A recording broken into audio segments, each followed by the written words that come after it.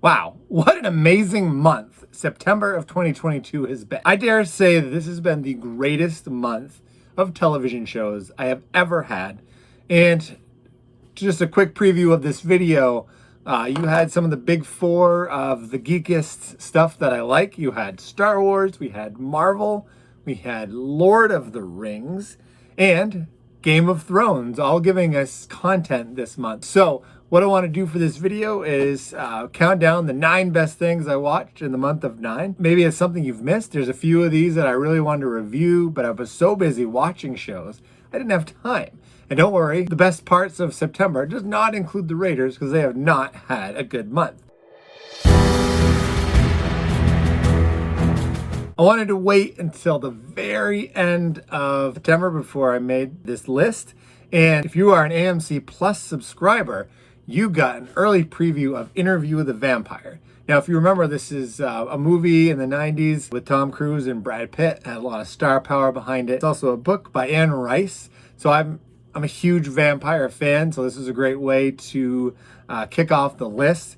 This is significantly different from the movie. If you're a huge movie fan, my wife read the books, and she said it's a lot different than the books as well. One big thing is the two vampires are love each other, so that's significantly different than the movie. I think if that was the case with Brad Pitt and Tom Cruise, that would have certainly made some headlines. I love vampires the most when they're in more of an older setting. Modern vampire tales I don't like quite as much. So this is set in New Orleans around the 20s. And so far, I've only watched one episode. So far, I've enjoyed it. I'm looking forward to seeing where it goes. It is very much an adult show, so I don't recommend it for any kids to watch. If you are into the original and someone that doesn't like it when they change things, you may not like this. This has been renewed for season 2, which always makes me feel better when I'm watching a show, especially a vampire show, because it seems like anytime I like one, they get canceled. We'll move on to number 8. So this is a little different. This isn't actually a scripted show. This is Welcome to Wrexham. This is about Rob McElhenney and Deadpool's journey becoming owners of the soccer club Wrexham out of Wales. They are one of the lowest level, or they are at the lowest level of European soccer. And if you're not familiar with how that works, we won't spend time filling that in. Well, I will say what I love about this show is the passion of this town for their football club.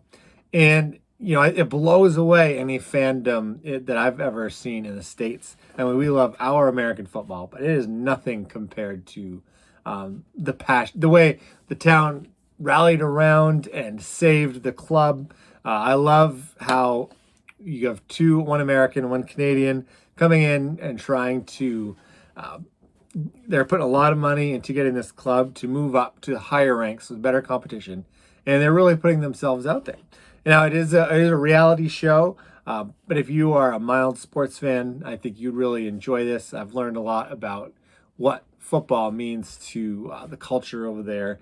And if you're a big fan of Deadpool, he is super, super funny, and he seems like he is always in, Ryan Reynolds is always in Deadpool character at all times. So even if you don't like reality shows or soccer, and you think that Ryan Reynolds is super funny, it's worth checking out.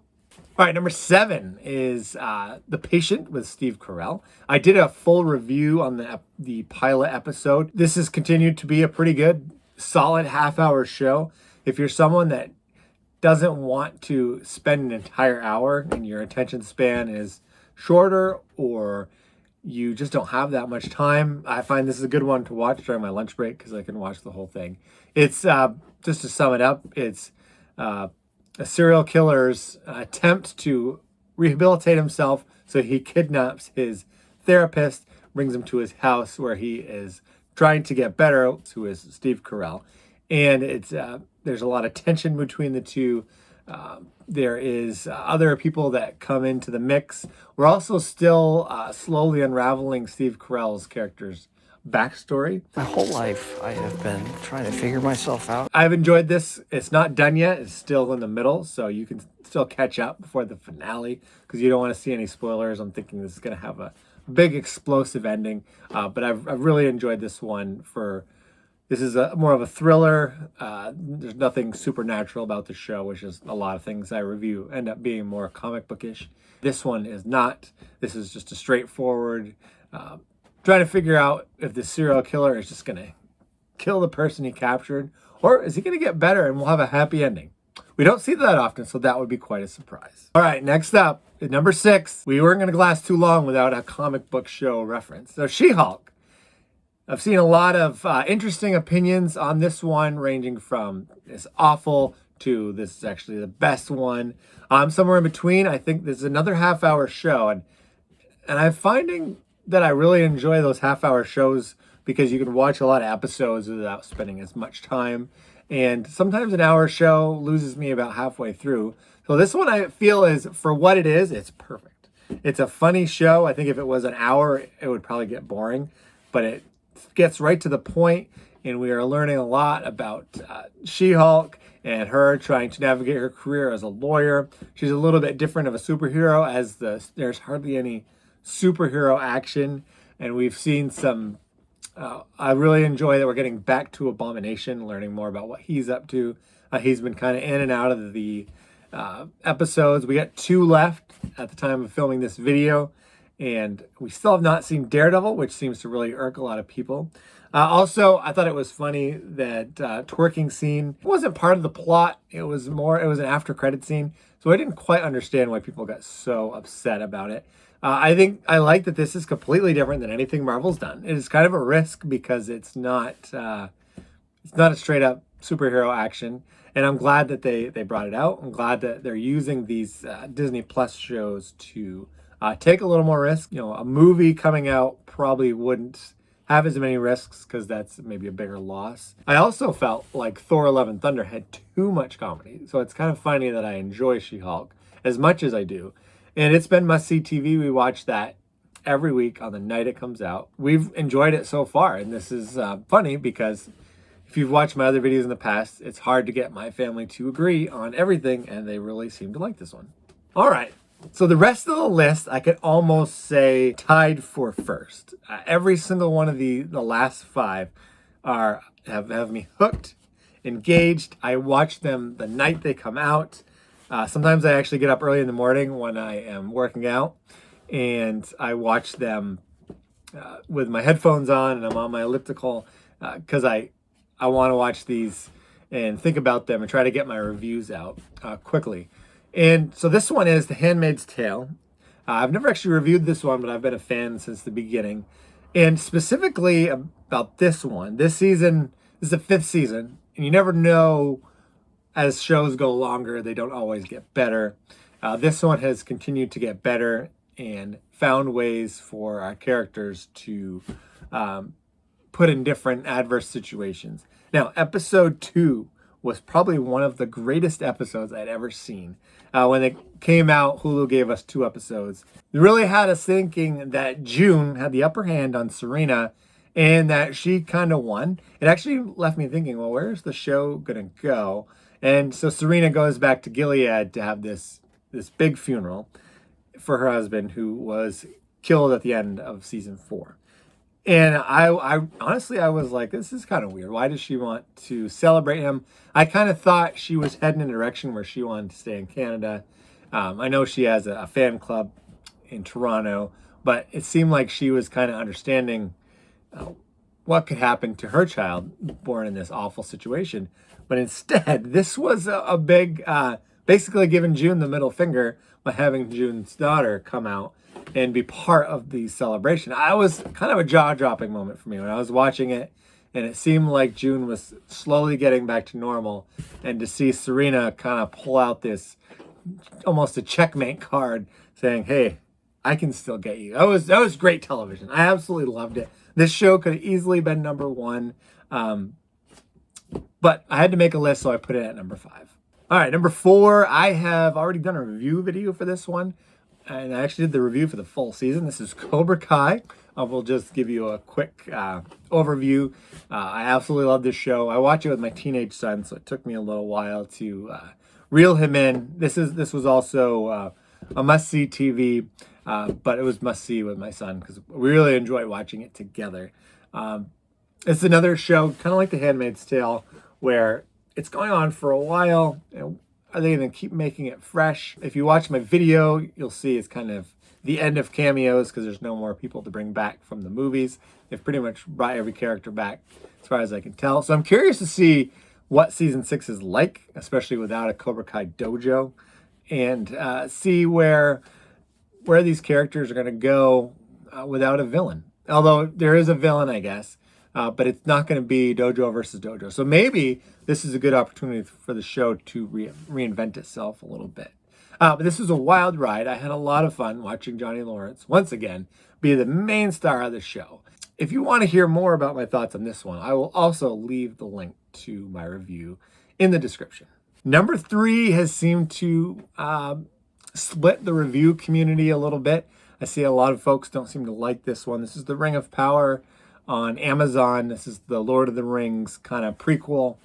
I have enjoyed the heck out of this show. This is a sprawling epic where I can see people don't like it as much because there's some characters that skip entire episodes, and it is a little hard to see exactly where this show is going.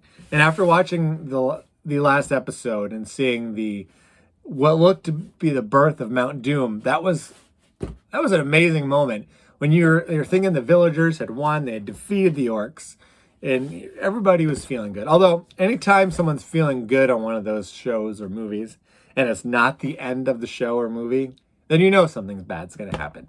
Especially when you look at the timer and see how much time is left on an episode. But I thought they were legit, like, okay, the army's going to orcs are going to have to regroup and go somewhere else. But seeing their plan unfold and what they were trying to do, why they were digging the tunnels to blow up the mountain, I mean, that was wild. I like this show. I like the elves character working with the dwarves. The dwarves were kind of a fun part of the Lord of the Rings movies, and they're just as fun in this one. So this is a solid, easily been an A+ for me. On any given month, this would have been the number 1 show of the month. Unfortunately, it has a really good competition. Well, not unfortunately, because us, the viewers, we win. All right, number 2, another one that seems to split the review community, although not quite as divisive as Lord of the Rings. House of the Dragon has been every Sunday night. My wife usually goes to bed early, but I make her stay up because she watches this with me. Because I threaten, I say, I'm going to have to watch this without you.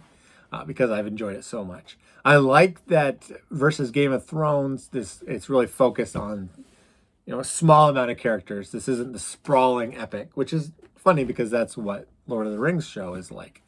And I actually really enjoyed the time jump between episode 4, I believe episode 4 and 5. We got the girls are now grown up with new actors playing them. And I think that helps because you can have more mature stories. Sometimes the stories get kind of uncomfortable when the girls look that young, even though the actresses themselves are not actually that young. And I think it sets up what's going to happen now that everybody is finally starting to divide. You see that there's these bastard children that are kind of like the Emperor's new clothes, where everybody kind of sees that those are definitely not going to be the heirs to the throne. There's no way they can be because they look nothing like their father. And I like that the queen starting to embrace wanting to make sure that her children are not going to be harmed once the king passes away. And I also like that she still seems to have a little bit of a heart. And in the last episode, they mentioned that they were once friends. I can't wait to see where they go, how this season ends. It's been a must-watch for me. I'm hoping to do another review on this full show as it comes out. So a little more in-depth. This is just a list of things that I've really enjoyed. All right, number 1. What do you think it could be? Well, I haven't talked about Star Wars yet. Andor. Oof. All right, so what will I say about Andor? Andor, the first couple episodes were a bit slow. The third episode really kicked things off as we see Andor trying to get off the planet because he killed a few guys. And the Empire is looking for him, although it's not really the Empire. It's more like the business first line of defense without having to bring in, the big guns. And of course, this sets Andor off as his initiation to the rebellion, which was actually a recruiting job, which was amazing. And then to go to episode 3 brought this up on the list of the best 9 in the month of 9. But episode 4 catapulted it all the way to number 1. I believe in my original review, I said Andor was my favorite character. He does a great job, but he is nothing compared to Stellan Skarsgård character Luthen. He is playing multiple sides of the story. He is recruiting Andor. In the 4th episode, they're planning on some big heist mission. They really want to make a dent in the Empire. But he leaves him off with a band of rebels who are already planning to do this, who don't trust him. And now everybody is keeping secrets from each other. So you wonder, they're all paranoid. Obviously, the Empire is huge. This is a small group of people right now. And then Luthen goes back and he puts on a wig and he's this rich art collector. And so now he's also playing another part of the secret agent. And we meet someone who is Grand Mothma, who is still in the Senate. And she's helping him. And she's putting her neck out on the line. So the levels of story are starting to weave, and everything's getting a little more, who do you trust? Who's really on the team? Who's not on the team? Grand Mothma had someone following her, and they had to make sure that they had to stay away from him when they're talking business. And we meet her husband, who I think doesn't know that she's actually part of this growing rebel alliance. And then we have Deidre Miro, played by Denise Go. I thought her character was going to be also a spy in the Empire. That's why she was kind of keeping things secret. They've also teased that she's this on-the-rise agent inside the Empire. She seems to have uncovered that there might actually be a rebel alliance. What I love about this show is the Empire doesn't even know what's going on right now. So they're being caught by surprise. So we've had 4, I believe there's 12 episodes, 9 or 12 episodes. So we still have a lot of story to tell. This could easily be the greatest show of October as well. And maybe even the greatest show of November, but we'll see. I love the slow burn tale of this one. This is definitely another one that I'll be watching. This is one I actually watch first thing at 5 o'clock in the morning before work because I love this show that much. So when I'm willing to get up early to watch a show, because I don't want to watch it at midnight, that's way past my bedtime. That means I love a show. That puts it at number 1, hands down. Other 4 in the top 5 could also be number 1. So a lot of great content. I can't even think of another month that has ever had this much stuff. Can you? What did I miss? There's been other things that have come out. Did I miss something? What is your favorite thing of the month? What would you put on this list? What would you take off? I'm curious to hear your thoughts. I try to answer the comments as quick as I can. I really appreciate you watching. These countdown videos can get a little bit longer than my normal ones. If you could, hit that subscribe button down below so that in October, there's a lot of great new shows coming out. You'll make sure to see those videos as I release them. The best way to do that, hit that notifications button. I also love thumbs up or thumbs down.